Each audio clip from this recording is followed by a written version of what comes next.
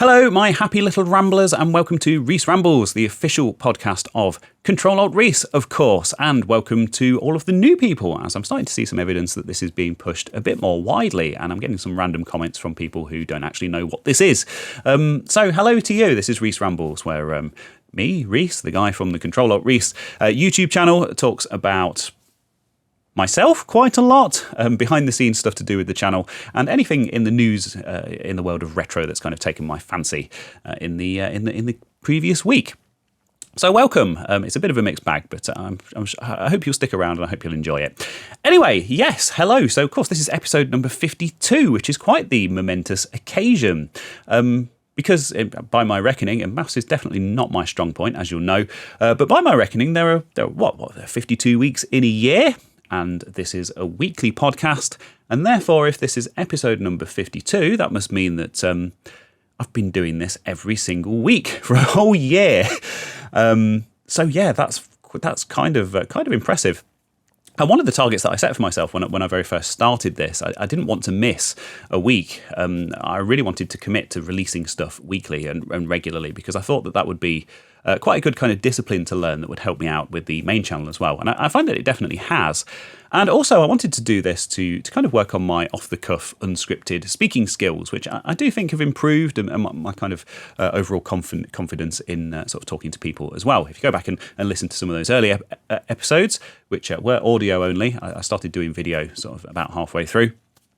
Yeah, I think they are just a load of rambling nonsense. I mean, I guess a lot of people would say that they're still a load of rambling nonsense. But hey, I suppose the important thing is that you're here with me now.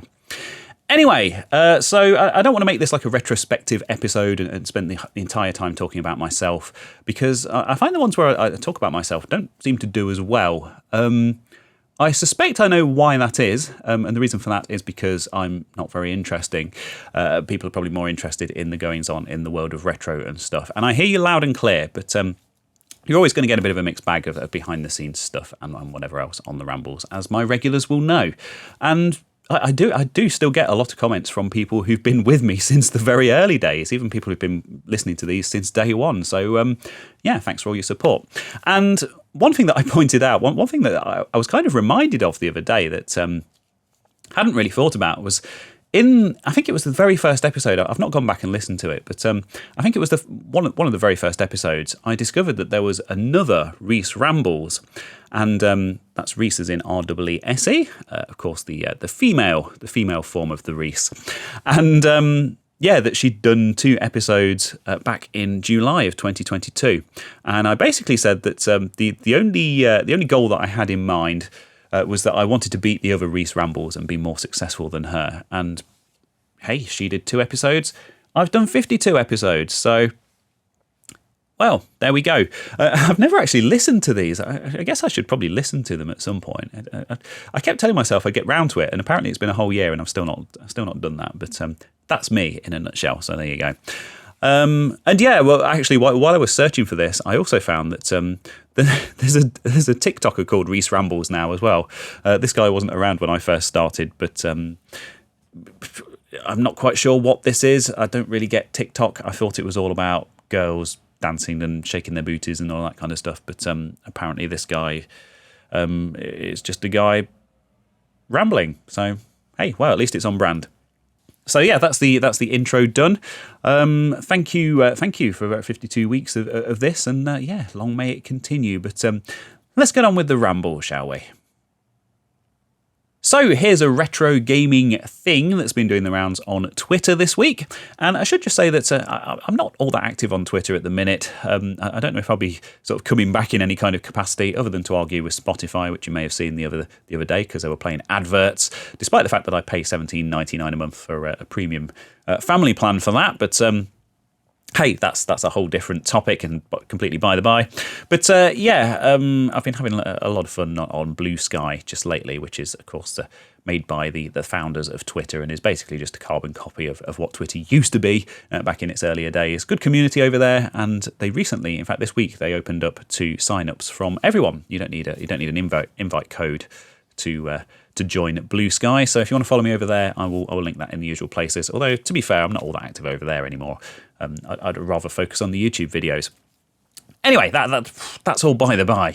What I'm talking about here is Rocker Gaming, a company that makes mods for consoles and shells and all that good stuff that we like. And they've shared a very short video of a new product of theirs, which looks really, really cool. And of course, if you're watching the video version of this, you will have seen this loop through a few times already. But yeah, this is called the Nintendo. Great name. And it's for the original NES or NES console. And yes, I will be referring to the console as the NES throughout this section because British, innit?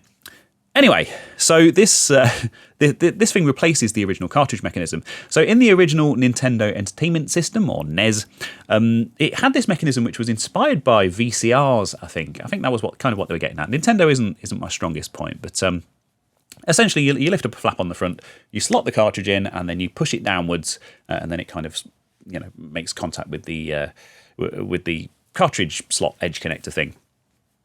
And the trouble with this mechanism is one, that it's quite complicated. It has a lot of moving parts. And the other problem being that it can collect gunk and stuff. And unlike most other cartridge-based consoles, the slot isn't self-cleaning. Because of the very way that it works, it kind of actually collects dirt, and because it's so buried inside the console, it's pretty much impossible to clean out without completely dismantling the console. And it does lead to a lot of failures and a lot of issues with these older NES consoles. So what they've done is they've basically replaced that mechanism just with a straight slot that kind of fits in place inside the original mechanism. So you lift the flap up, you push the cartridge straight into the slot, and that's it, it's in. Fantastic, and yeah, increases the reliability of the console, also kind of reduces wear and tear and all that kind of good stuff. And I thought it was a really clever thing, and it's weird that it's not been done before, but yeah, I quite like this. I don't own an original NES. I don't really have any plans to. I think it's a system that's quite well supported by the MiSTer and by emulators and stuff like that. Lots of fantastic games on that console. And they're actually showing it off here in a clear case, which looks really cool. Of course, it shows off the mechanism, but also I think it's a very cool looking case. So yeah, no, I don't think there's any news on availability where you can actually buy one of these things yet, but evidently it is very close to close to general availability. They have said on Twitter that they have beta units which have gone out to testers, and that they are looking for other people to help them to test. So yeah, maybe you could get on there, and if you're interested in helping to test that, you could drop them a tweet or a X or whatever it's called nowadays, and yeah, help them out with that. But yeah, just thought that was a really cool thing. I love these mods that kind of improve the usability and the reliability of these older machines, and yeah, that was right up my street. So thought it was cool. So one of the videos I released while I was away was all about the Atari VCS, not the original 1977 console, of course, but the 2021 small form factor PC, AMD Ryzen thing, crowdfunded thing, very torturous path to development and release, but did eventually get there. I'm sure you're probably familiar with it, you're probably aware of it. I'm not sure if you've watched that video. And it was an unscripted, off-the-cuff, a very kind of genuine and honest first impressions video of that console. Went in with a very open mind. I was kind of expecting it to be quite cool and kind of have some cool tricks up its sleeve. And what I discovered was that it's just kind of fundamentally flawed. It has quite a lot of issues. You could even describe it as broken in many ways. And I was quite disappointed with it. Up until the point when I discovered that you could install SteamOS on it and use it as quite a nice little sort of Steam PC. And I'm going to do a follow-up on that video as well, where I upgrade that and overclock it and add more RAM and all that kind of stuff, and see if I can squeeze as much performance as possible as I can out of that little box and really make the most of it. And I was really surprised by the reception to that video. Because usually, if I'm negative in videos, then the feedback that I get from those videos tend to be negative as well. You kind of sort of attract and cultivate that kind of energy, and so I don't really like putting out videos that are sort of too negative about things. I try to sort of keep a balance, but I just couldn't find much good to say for the first half of the video. But the surprising part about the response to that was all of the fellow VCS owners coming out of the woodwork and saying, yeah, you know what, actually, it isn't very good. I just use it as a PC now. which is basically the conclusion I'd come to in the video. A couple of people trying to argue its case, but not very strongly, and not even getting angry about it. So yeah, there you go. That's the thing. Now, the reason I mention that is not to talk about that video specifically, but also but as a kind of a segue to kind of neatly bring me round into the world of Atari, which of course is something that I talk about on this channel and my main channel quite a lot, because I'm a massive Atari fanboy, or I try to be. Sometimes they make it difficult. And of course, in the past couple of weeks, there has been some news from the world of Atari. So I guess it's only fair that I cover that, because a lot of you come here to hear about that stuff. So the first one is this, which is a partnership with G Fuel. Now, if you're not familiar with G Fuel, they sponsor some of the big kind of modern gaming channels. That's kind of where I know them from. Not that I tend to watch that kind of stuff, but you do come across them sponsoring people. And it's an energy drink that's aimed at gamers specifically. So it comes as like a powder, and you mix it up in like a shaker that's kind of part of the whole shebang. And they've made this Atari 2600 Plus collector's box to coincide with the launch of the Atari 2600 Plus. Comes in a really cool box. It's just a box, but it is styled after the 2600. Quite a clever thing. It comes with a little key ring of the 2600 Plus, of course. That looks like a 3D render rather than an actual thing, but there you go. This is a pre-release, so it's like a pre-order. And it comes with 4 different flavours of their energy drink mix, which are all inspired by Atari things. So there's an Atari flavour. What's the Atari flavour? That's red explosive fruit gummy, naturally and artificially flavoured. There's an Asteroids one, which is sour grape. There's a Centipede one, which is strawberry pineapple coconut. That sounds nice. And there's a Pong-themed one, which is blue raspberry. So there you go. But the thing that I liked about this set, actually, when I saw this, was the cup that comes with it, the shaker. And I'm not quite sure how to describe this to my audio listeners, but it's like a fast food, like a McDonald's type cup. I guess it's plastic rather than like paper or whatever. And it has a lid on it, it's essentially an Atari joystick, an Atari CX40 joystick, which has the joystick part at the top is the straw. And it's a really weird looking thing. And yeah, I think this is just a 3D render rather than an actual picture. But I'd love to see what this thing looks like in real life, because it just looks wacky and quite cool, really. It's quite an original design. I think it looked very odd driving down the street, sipping from this with your Atari joystick in your mouth. So, of course, I had to talk about that. That's $99.99. Of course, links for all this stuff will be in the usual places. I'm not sponsored. I'm not paid to talk about this stuff. I just find it interesting. And yeah, you can order it now, and it will be shipping very shortly. Ships February 2024, in fact. So that's G Fuel. And then, of course, I'll go to my favourite website, timeextension.com, for the other couple of stories that I want to cover. The 400 Mini, which I talked about in previous Ramble. Of course, a miniature version of the Atari 400 computer from 1979, one of my favourite machines, the whole Atari 8-bit range, made by Retro Games Limited, a company that has its own kind of interesting story that I won't go over again here. But the news with this from this week is that the full games list has been released. And some people did pick apart the trailer in the past, and they did show in the actual official launch trailer for this, they showed some clips of games running and stuff. And people have been through and kind of worked out what all the games were. But it's good to have a proper confirmed list here. So this is a mini console. It has USB ports. It comes with a replica Atari CX40 joystick, which has a couple of extra buttons on it because they need the keyboard keys for certain things in these games because it's a computer rather than a console. And the keyboard on the mini console doesn't work, although you can plug a USB keyboard into it.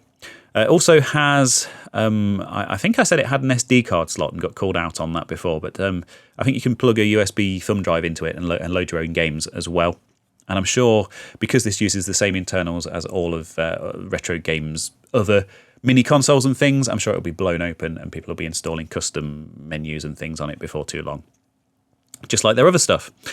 But yeah, anyway, so the games that are officially shipping with this, and bear in mind you can add your own, there are 25 of them, and just some of the highlights here. We've got Asteroids and Centipede, Missile Command, all the classics, of course, Berserk.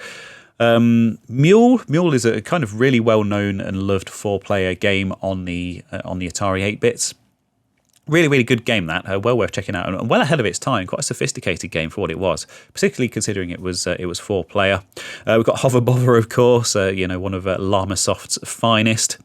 We've got Lee, which isn't named after my good friends Lee from Lee Smith's Workshop and more from Making It.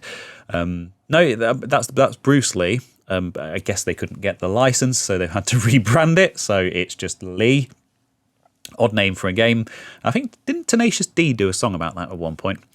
We've got Millipede, of course, another classic, Boulder Dash, Battlezone. I'll put a link to the whole list. We've got Star Raiders 2, but not the original Star Raiders, which is a bit odd. Airball, now that's a great game, isometric kind of puzzly type game. Did enjoy that on the Dragon 32, oddly enough, is where I first discovered that game. Crystal Castles, of course, and Yoomp, which is a modern homebrew title for the Atari 8-bits, which is a really great game. So quite a good selection there, and of course, like I said, you can load up your own games on it as well, but really great kind of starting point, and quite a good little choice there. Of course, stuff like Missile Command really benefit from a trackball. At least it would have been a trackball back in the day. I'm not sure if you can plug in a USB mouse and play it with that. That would be quite a good way to play that game, but I don't know if that works. Never really enjoyed it with the old Atari joystick. I don't think it works all that well with digital controls. But anyway, that's the Atari 400 mini game list. And just to round out our little trio here of Atari stories for the week, Atari have also announced, and this was literally just as I was going away on my holiday, that they will be re-releasing 3 Atari 7800 games this year, along with the CX78 joypad. And if you've seen my review of the 2600 Plus, I kind of focused quite heavily on the 7800 side of things because it's one of my favourite consoles. And yeah, obviously stuff like 2-button support for the games. I tested it with a real CX78 joypad from the 7800, found that it worked really well, and it's nice to see that they're bringing that back. I don't know if they'll make any kind of ergonomic improvements or anything like that, or if it will just be a straight copy. But really cool. I do actually quite like those joypads. I know some people aren't fond of them, but hey, it's $24.99, $24.99. So you can't really go wrong for that price.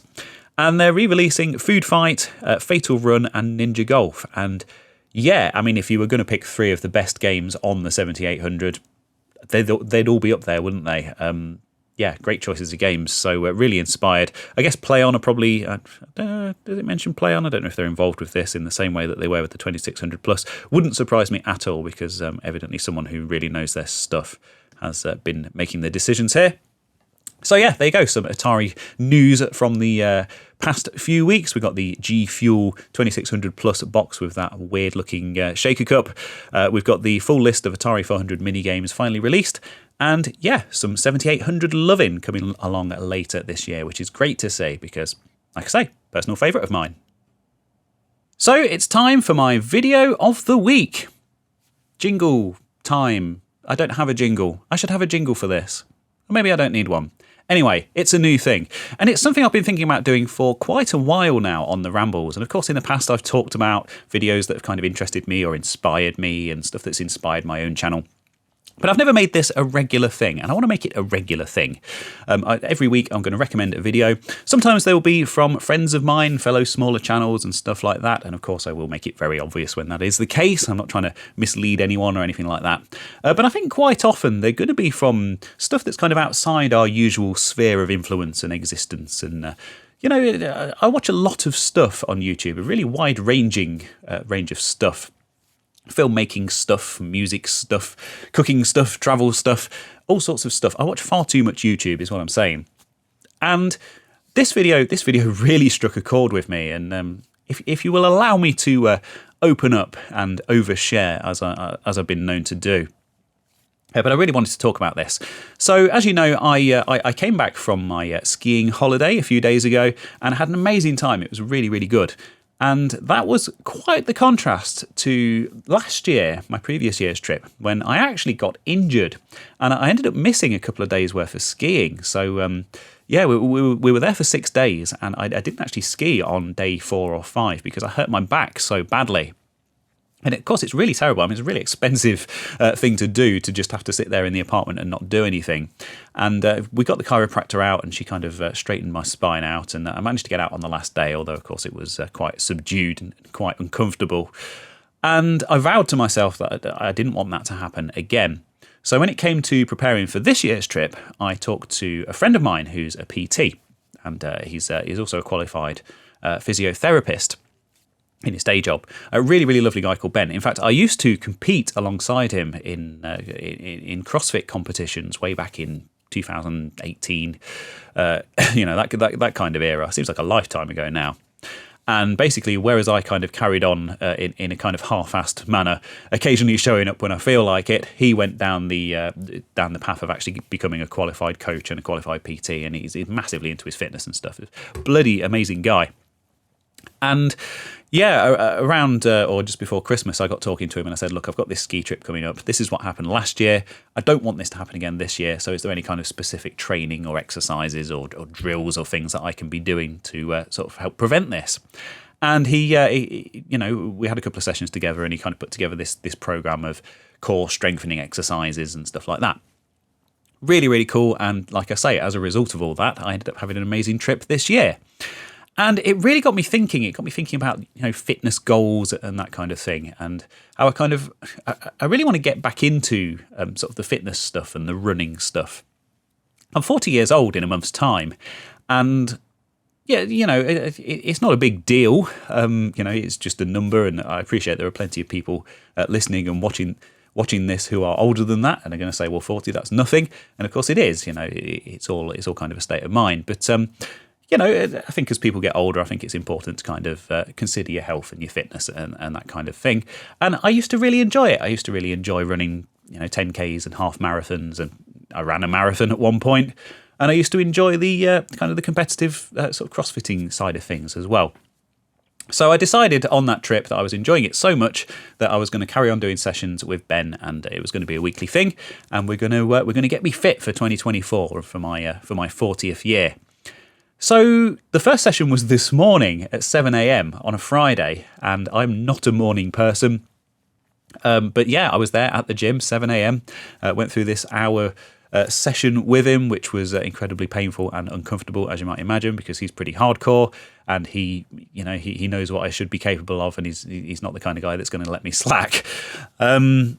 So I got back from that actually feeling really good about myself, that I'd kind of started on this journey and I kind of started to get stuff together again. And I sat down and I watched a video that was released yesterday by Casey Neistat, and I'd already heard some good stuff about this. I'll show you this video. So Casey Neistat is an OG YouTuber, and I've talked about him before in the Rambles, and he makes... he's from like an indie filmmaking background, and he's entered films into film festivals and stuff, and he's won awards, and he makes really kind of arty, well-produced videos, like slice of life, point of view, vlog type stuff. But not, idiot talking to a camera kind of stuff. It's all kind of, it's quite cinematic and amazingly well put together. But he's also an avid marathon runner. Now, I didn't know that he'd had a really serious motorbike accident a few years ago, and he'd broken his leg in multiple places, and he actually has a metal rod in his leg. And the doctors told him at the time that he would never run again. He wasn't into running in a big way anyway at the time. But they basically told him, look, this is so severe that you'll never be able to run again. And he was basically approaching 40, same as me at the time, and he took that as kind of a message to sort of try and defy them and to get back into it in a big way, which is what kind of pushed him to do it. And you can see the story here. If you're watching this on YouTube, you can just see like his motorbike accident and stuff. It's really sort of severe stuff. And this is essentially, so the title of this video is Sisyphus and the Impossible Dream. And he talks about how he set himself this target of running a sub 3-hour marathon in his 40s. Now, if you're into running and marathon running and stuff at all, sub 3 hours is an insanely good time for anyone at any age. But for a man in his 40s, it's like, particularly a guy kind of starting from scratch, and it's just mental. And I found the whole thing really inspiring. So yeah, obviously I don't want to spoil the video and stuff, but it's just kind of his journey of kind of training and kind of improving his times and kind of trying to sort of defy, the medical profession and kind of prove them wrong. And I just found the whole thing really inspiring, and I think it's the timing of it and kind of where I am, and kind of the thoughts that I've been having myself just lately, and it just really resonated with me.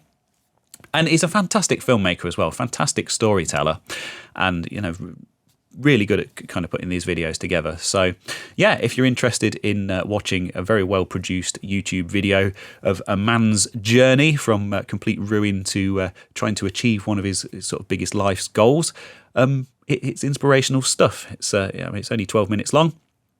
And there it is. I'll link to that in the usual places.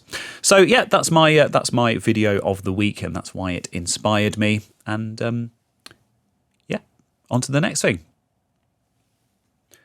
The next thing, of course, being the last thing. So yeah, this is it, the outro. Thank you ever so much for listening, but I've got lots of stuff to do this afternoon. I've been sat here for over an hour just rambling away. I don't know if it's because I'm out of practice. I don't know if it's because I got up so early this morning that I'm a bit delirious from lack of sleep, but yeah, I've got some actual day job work to do, which is a bit boring, but I want to get it over and done with as quickly as possible so I can move on to the fun stuff. I've got some video capture to get on with. I'll probably be doing this over the weekend for the NEC PC 9821. If you're watching this on YouTube, you probably spotted that on the desk behind me. I've got that hooked up to my OSSC and a laptop and video capture stuff, so I can capture some of the unique and weird and wonderful games running on that system. If you're a patron of mine, you will have read quite an amusing story this week about that computer and how I blew it up. So yeah, there's that. I'm still not sure whether I'm going to actually publicly admit to that in the second video, but consider this kind of somewhat of a confession and a hint. And yeah, the other thing that I'm hopefully going to be doing this afternoon, and this has all come together quite quickly, and I can't quite believe that it's actually going to happen. But anyway, if you remember my Clint interview from last year, I sat down with Clint from LGR and we had a good chat about all things YouTube and retro computing and everything else, loads of off-topic rambling stuff as well. I have something like that, which I've kind of penciled in for this afternoon with a fellow YouTuber who's been a big inspiration to me, and someone whose channel I've kind of supported for quite a while now, because I'm a really big believer in what they're doing. And I sent this person, essentially I sent them a message yesterday, just saying, hey, would you be interested in having a chat sometime? And they almost immediately and very enthusiastically responded. And yeah, so enthusiastic, in fact, that it's actually ended up being today. So look forward to that later on today. And yeah, hopefully I can get that out on the channel as quickly as possible, just to mix things up a little bit, just while I'm working on some other stuff in the background. But that's all I have for you today. I've got to get this edited up and get it uploaded so I can get on with all that other stuff. So thank you ever so much for listening again. I'm glad you found this interesting. Hope you enjoy the video of the week. If you choose to go and watch that, it'd be interesting to know your thoughts on that. And hey, maybe you have your own suggestions. But don't post them down in the comments, because they'll have links in them and YouTube will just eat them and I'll never see them. Yeah, okay, well, that's it. So as usual, we're just going to end this by saying bye.